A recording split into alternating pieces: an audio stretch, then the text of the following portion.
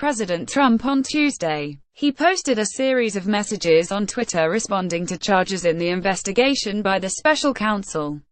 Doug Milster, New York Times, Washington. The president seethed with resentment, his party ducked for cover, and the opposition chortled with glee. Lawyers counseled clients. Lawmakers tried to change the subject. Campaign veterans fretted that colleagues may be wearing a wire. And everyone wondered about a guy named George Papadopoulos. The mood was anxious and unsettled in Washington the day after the first indictments were announced in the investigation into Russian election interference. The haunted house that is the nation's capital has been spooked by October ghosts before, but the tremors spread on Tuesday from the corridors of the West Wing and the Capitol to the lobbying havens of K Street.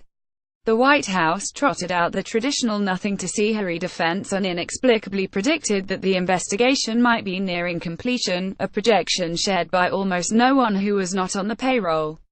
Indeed, in a city accustomed to protracted, politically charged investigations, the charges filed against Mr. Papadopoulos, a staunch obscure campaign advisor, and two others who worked for President Trump last year, felt like just the beginning. "This is a centipede," said Senator John McCain, the Arizona Republican who has served in Congress longer than Mr. Papadopoulos has been alive. "More shoes will drop. Where they will fall was the subject of endless speculation." While nearly everyone in town had expected the special counsel, Robert S. Mueller III, to charge Paul Manafort, the former campaign chairman for Mr. Trump, virtually no one had anticipated that Mr. Papadopoulos would plead guilty to lying to the FBI and admit to trying to connect the campaign to Russians with dirt on Hillary Clinton. Most unnerving for many here was the realization that Mr. Papadopoulos had been secretly arrested 3 months ago and cooperating with prosecutors ever since.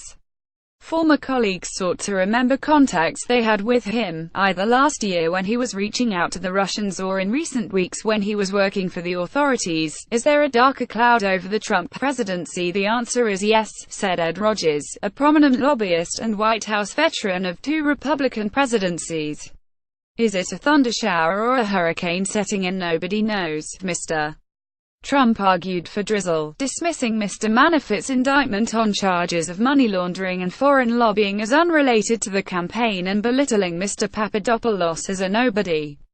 Few people knew the young, low-level volunteer named George, who has already proven to be a liar, Mr. Trump wrote on Twitter on Tuesday in his first comment on the foreign policy advisor he once called an excellent guy. Instead, as he has done repeatedly in recent days, Mr. Trump sought to turn attention to Democrats, pointing to the resignation of Tony Podesta, the powerhouse Democratic lobbyist who also faces scrutiny by Mr. Mueller and whose brother, John D. Podesta, was Mrs.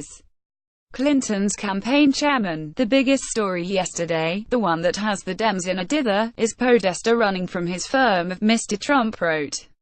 What he know about crooked Dems is earth-shattering. He and his brother could drain the swamp, which would be yet another campaign promise fulfilled. Fake news week in a city where everything seems to break down along party lines. Reaction to the indictments was no different.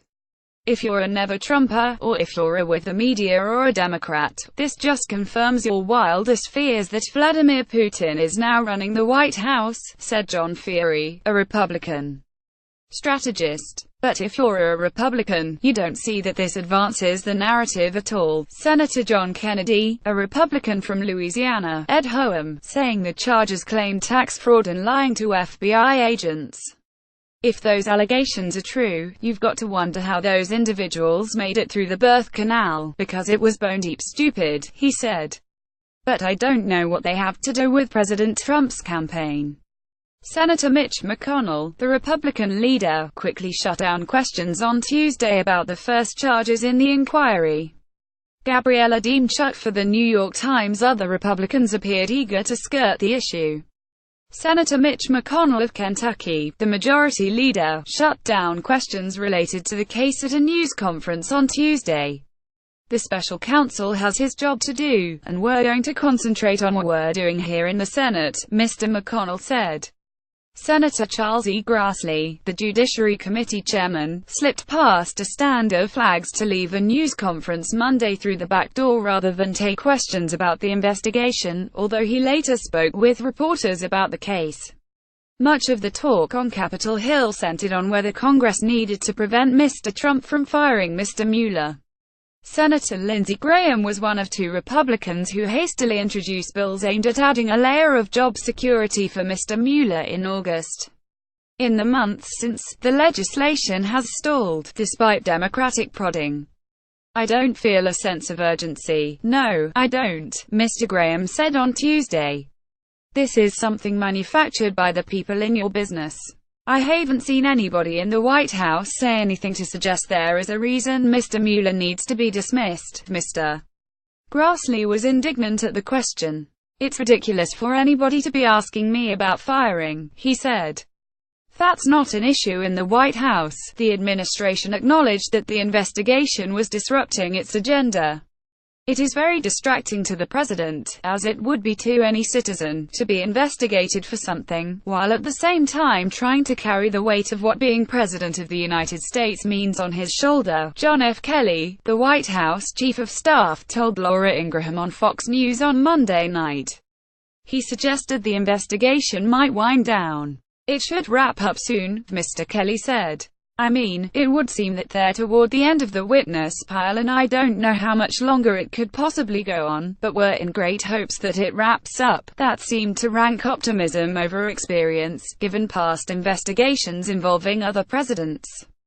Veteran lawyers said Mr. Mueller's inquiry could last for months if not years. After venting on Twitter in the morning, the president tried to refocus attention on his tax-cutting package set to be released this week. Hosting business leaders at the White House, Mr. Trump said he wanted the House to pass the bill by Thanksgiving and the Senate by Christmas, a blindingly quick schedule for such major legislation even without the shadow of scandal. "Every president, Republican or Democrat, always has distractions," Jay Timmons, the president of the National Association of Manufacturers and one of Mr. Trump's guests, said afterward. "That's where leadership really counts.